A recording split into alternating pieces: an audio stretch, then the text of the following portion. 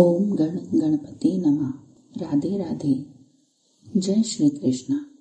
मेरे चैनल पर आप सभी का हार्दिक स्वागत है। कार्तिक के महीने में सुनी जाने वाली बहुत सी कहानियां हैं। इन्हीं में से एक कहानी जो काफी प्रसिद्ध है वो मैं आज आपको सुना रही हूँ। कहानी शुरू करने से पहले आप सभी से निवेदन है कि मेरे चैनल को लाइक, शेयर और सब्सक्राइब जरूर कर लें और बेल आइकन को भी दबा लें। तो कहानी शुरू करते हैं। बहुत समय पहले की बात है। एक ब्राह्मण और ब्राह्मणी थे। वो 7 कोस गंगा जमुना नहाने जाया करते थे। ब्राह्मणी जो थी वो बहुत थक जाती थी। एक दिन वह बोली कि काश कोई बेटा होता तो बहू घर आती और घर में वापस आने पर हमें खाना बना हुआ मिलता, कपड़े धुले हुए मिलते। ब्राह्मण बोला, तूने ये बड़ी बात कह दी। लो, मैं तेरे लिए बहू ला देता हूँ। एक पोटली में चने बांध दे, उसमें थोड़ी सी मोहरे अशर्फियाँ भी डाल देना। ब्राह्मणी ने ऐसा ही किया। उसने पोटली बांध दी और ब्राह्मण चल दिया। कुछ दूर पर जमुना जी बह रही थी। जमुना जी के किनारे कुछ लड़कियां अपने अपने मिट्टी के घर बनाकर खेल रही थी। उनमें से एक लड़की बोली कि मैं तो अपना घर नहीं बिगाड़ूंगी, मुझे तो रहने के लिए एक घर चाहिए। ब्राह्मण को वही लड़की मन को भा गई। अपने मन में सोचने लगा, समझदार लड़की लग रही है। वह उसके पीछे हो लिया। जब वह घर पहुंची तो ब्राह्मण बोला, बेटी अपनी माँ से पूछ, मेरी 4 रोटी बना देगी क्या? कार्तिक का महीना चल रहा है, मैं किसी के घर की रोटी नहीं खाता हूँ। मेरे पास यह चून है, अपनी माँ को दे दियो और अपनी माँ से कह दियो कि इस चून को छान लेगी। लड़की बोली, अच्छी बात है बाबा। जब माँ ने चून छाना तो उसमें मोहरे अशर्फियाँ निकली। तब माँ सोचने लगी कि जिसके चून में इतनी अशर्फियाँ हैं उसके घर में कितनी होंगी। जब ब्राह्मण रोटी खाने के लिए बैठा तो उसकी माँ बोली, बाबा तुम अपनी लड़की की सगाई करने जा रहे हो?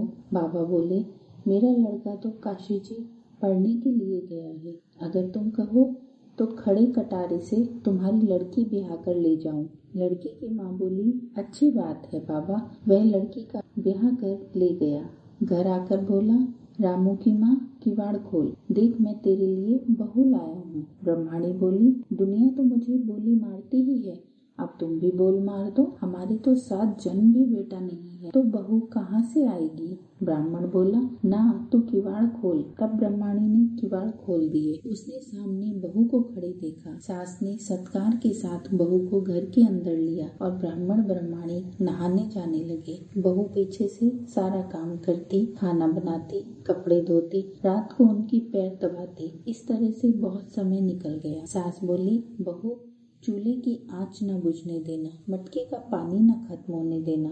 एक दिन चूल्हे की आंच बुझ गई। बहू भागी भागी पड़ोस में गई। बोली पड़ोसन से कि मुझे थोड़ी सी आंच दे दो, मेरे चूल्हे की आंच बुझ गई है। मेरे सास ससुर आते ही होंगे। सुबह 4 बजे से गंगा जमुना को नहाने गए हुए हैं। पड़ोसन ने कहा कि तू तो बावली है, तुझे तो ये लोग ऐसे ही लेकर आ गए हैं। इनके तो 7 जन्म में भी कोई बेटा नहीं है। बहू बोली कि नहीं, इनका बेटा तो काशी जी पढ़ने गया हुआ है। पड़ोसन बोली, नहीं ये तेरे से झूठ बोल रहे हैं। बहू बोली, अब मैं क्या करूं? पड़ोसन ने कहा कि तू इन्हें जली फूकी रोटी दे, अलूनी दाल दे, खीर की कड़छी दाल में और दाल की कड़छी खीर में कर दे। उसको पड़ोसन की ये सीख भा गई। उसने ऐसा ही किया। जब सास ससुर आए तो आज न तो उसने आदर सत्कार किया, ना ही उनके कपड़े लिए, ना ही उनको खाना दिया। सास बोली, बहू यह क्या? यह तो जली फूकी रोटी है, कच्ची दाल है और खीर में दाल और दाल में खीर है।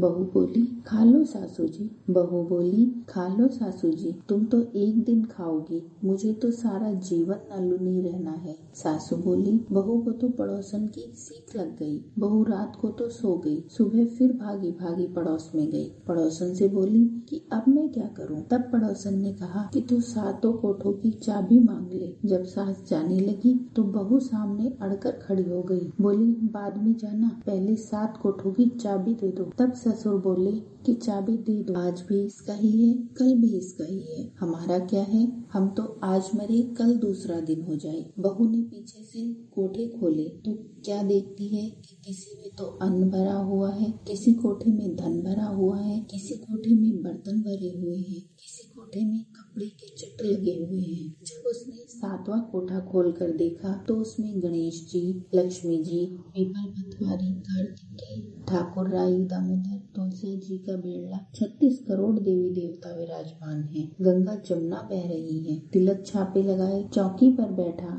एक लड़का माला जाप कर रहा है। तब बहू बोली कि तुम कौन हो? तो वह बोला कि मैं तेरा पति हूँ, तू किवाड़ बंद कर दे, जब मेरे माँ बाप आएंगे तभी खोलियो। अब तो वह बहुत खुश हुई। उसने 36 प्रकार के भोजन बनाए, 16 श्रृंगार किए, राची माची डूली। जब सास ससुर आए तो बड़े प्यार से उनसे बात की, उनके कपड़े लिए, उन्हें खाना खिलाया। ब्राह्मण बोला, बहू तो धन को देखकर राजी हो गई है। बहू सास के पैर दबाती और कहती कि सासू माता, तुम इतनी दूर 12 कोस गंगा जमुना नहाने जाती हो, बहुत थक जाती होंगी, तुम घर पर ही क्यों नहीं नहा लेती हो? तब सास बोली कि तू बावली हो गई है क्या, घर में गंगा जमुना कहाँ से आएंगी? बहू बोली, नहीं माँ जी, चलो मैं आपको दिखाती हूँ। उसने 7वां कोठा खोलकर दिखाया तो उसमें गणेश जी विराजमान थे, लक्ष्मी जी थी, पीपल पतवारी थी, कार्तिक के राई ठाकुर दामोदर जी थे, तुलसी जी का बेड़ा था, 36 करोड़ देवी देवता विराजमान थे और गंगा जमुना बह रही थी। तिलक छाप लगाए हुए चौकी पर बैठा हुआ एक लड़का माला जाप कर रहा था। तब वह बोली कि तुम कौन हो?